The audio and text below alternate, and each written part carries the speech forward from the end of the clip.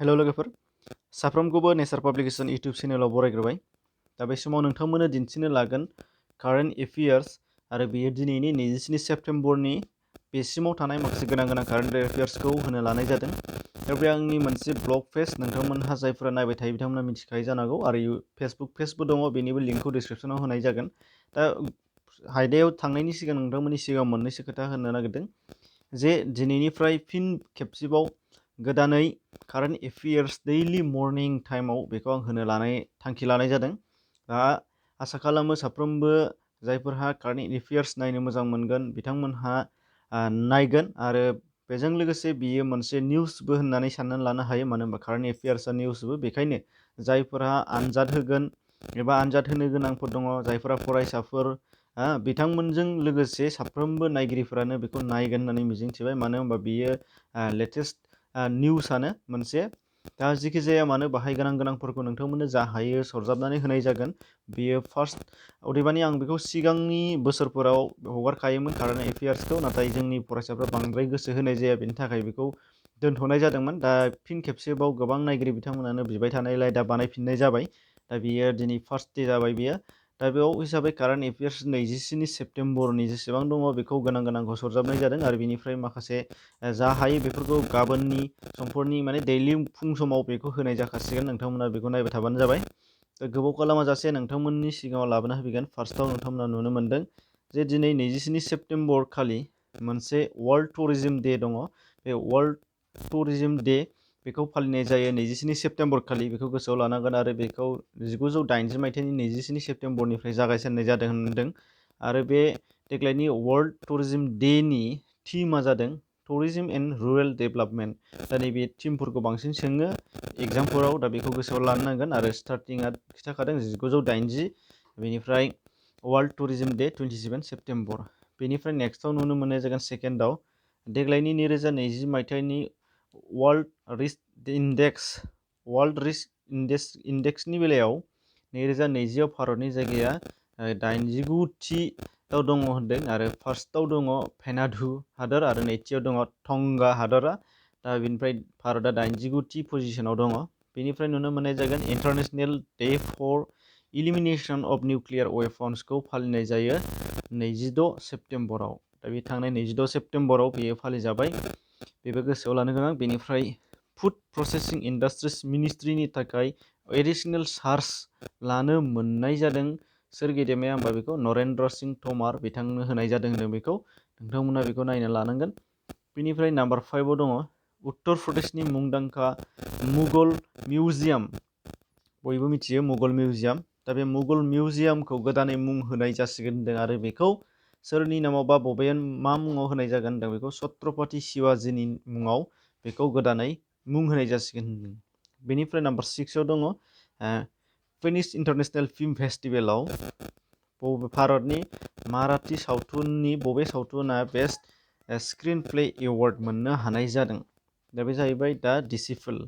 बेनिफ्राय दङ 7आव भारतनि बबे एयारलाइना गिबिसिन वाइफाइ सार्भिस प्रभाइड खालामगोन होनदों, बे जाहैबाय विस्तारा। बेनिफ्राय नाम्बार 8आव दङ बावैसो दिल्ली मेट्र' रेल कर्परेसना सिगनालिं सिस्टेमनि थाखाय ATS बाहायदों। दा बे ATSआ मा? गोबाङानो मिथिया जानो हागौ। बे जाहैबाय अट'मेटिक ट्रेन सुपारभिजन। दा बेयो फुल फर्माव फैनो हागौ। बेनिफ्राय दङ बावैसो भारतनि बबे रायजोआव स्टेट टिचार्स एवार्ड पलिसि 2020खौ गनायनानै लाखो होनदों, एक्सेप्ट खालामबाय, बे जाहैबाय हारियाना रायजो। बेनिफ्राय दङ सास्टेनेबल डेभेलपमेन्ट गल्सनि थाखाय इउनाइटेड नेशन्स 2020नि इयं लिडार्सफोरनि फारिलाइयाव भारतनि सोर दङ, बे जाहैबाय उदित सिंहाल बिथाङा दङ होनदों। बेनिफ्राय दङ नाम्बार 11 इन्टारनेशनेल डे अफ पिस, बेखौ 2021 सेप्तेम्बराव फालिनाय जायो। बेयो थांनाय 27 सेप्तेम्बराव फालिजादों, बयबो मिथिखादोंआनो जाबाय।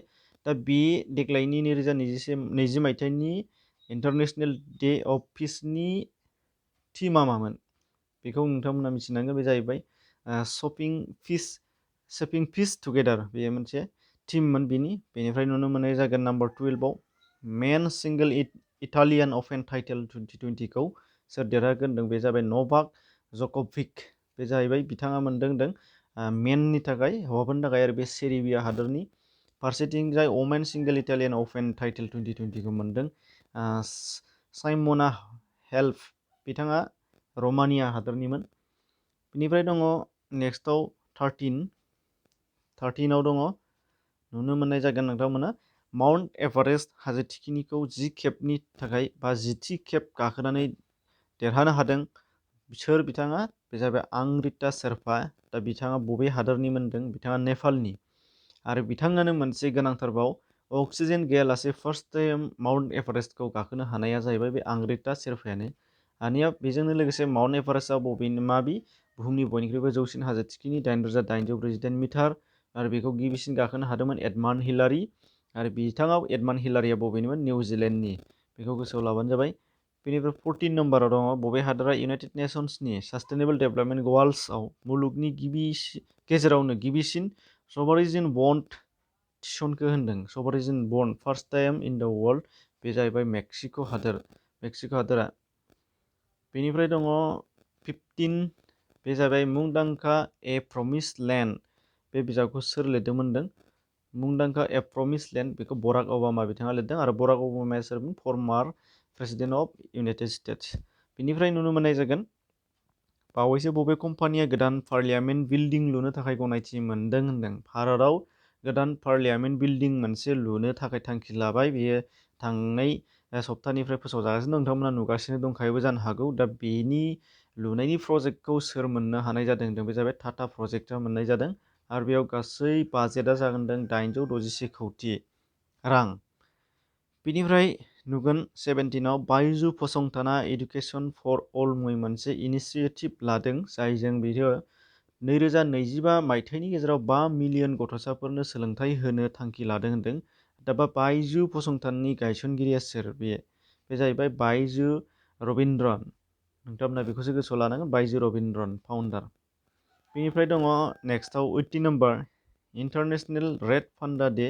बेखौ माब्ला फालिनाय जायो होनदों, बे जाहैबाय 19 सेप्तेम्बराव। बेनिफ्राय गिबिसिन फालिनाय जादोंमोन 2010 मायथाइनिफ्राय। बेनिफ्राय दङ बावैसो बबे कम्पानिया गुजरातआव अल वमेन डेलिभारि स्टेशन फसंखो होनदों। वमेन डेलिभारि स्टेशन, हिन्जावफोरनि थाखायल'। दा बेखौ बबेयाव फसंनाय जादों होनदों, गुजरातआव। बेनिफ्राय बबेया कम्पानिया फसंदों होनदों, एमाजन कम्पानि। बेनिफ्राय दङ मुंदांखा बिजाब किटचेन्स अफ ग्रेटिटिउड, बिजाबखौ सोर लिरदों होनदों, बे बिकास खान्ना। बेनिफ्राय दङ नेक्स्टआव 21 नम्बर 21आव दङ तेहेरि बिलोआ बबेयाव दङ होनदों। आं मोनब्रैसो एग्जाम होफैबाय, बेनिनो मोनसे रेलवेनि मोनसे एग्जामाव बेयो फैदोंबो। बे जाहैबाय तेहेरि बिलोआ बबेयाव दङ होनो, तेहेरि बिलो बे उत्तराखन्डआव दङ। बेनिफ्राय दङ बबे बेंकआ कास्टमारफोरखौ गुगोल पेआव डेबिट कार्ड बाहायनो थाखाय पावार होबाय होनदों, माने गनायथि होबाय होनदों, बे जाहैबाय SBI। बेनिफ्राय दङ HDFC बेंकआ माने गोदान MD आरो CEO सायख'बाय होनदों। आरो बेयो जाहैबाय सोर होनदों, गोदान MD आरो CEO जाहैबाय शशिधर जगदीशन। बेनिफ्राय दङ भारतनि बबे रायजोआ गिबियै इथनिकेल अल सेन्स एन्ड साइबार सिकिउरिटिसनि थाखाय पलिसि एबा बिथांखि फोसावखो होनदों, बबे स्टेटआ, तामिलनाडु रायजोआ बेखौ फोसावजेनबाय होनदों। बेनिफ्राय नाम्बार 5आव दङ वर्ल्ड राइन' डेखौ माब्ला फालिनाय जायो, बे जाहैबाय 22 सेप्तेम्बर, थांनाय 22 सेप्तेम्बराव बे फालिजाबाय, माने इयारलि 24 सेप्तेम्बराव बेखौ फालिनाय जायो। दानिया बेखिनियावनो दिनैनि कारेन्ट एफेयार्सआ जोब्बाय। नाथाय बेजोंनो लोगोसे नोंथांमोनखौ बाहाय बुंफानो नागिरदों जे आसा खालामो नोंथांमोना सानफ्रोमबोनि बे कारेन्ट एफेयार्सखौ बजबनानै लागोन। बेखायनो नोंथांमोना स्टुडेन्ट नङाबाबो, नोंथांमोना एग्जाम होनो गोनां गैयाब्लाबो, नोंथांमोना शेयार खालामनानै जोंनि लाइमोनफोरनि थाखाय नोंथांमोना बेखौ सौहैहोनो होगोन आरो थुलुंगा होगोन। नोंथांमोननि थुलुंगा मोनबासो बियो ओंखारबाय थागोन, आरो थुलुंगा मोनाबा ओंखारनाय नङा। बेखायनो गावजों गाव शेयार खालामलायनाया थिग दं होननानै आं आसा खालामो। बेखायनो फिन खेबसेबाव नोंथांमोनखौ नायनायनि थाखाय साबायखर बावबाय। एसेनोसै, गोजोन्थों।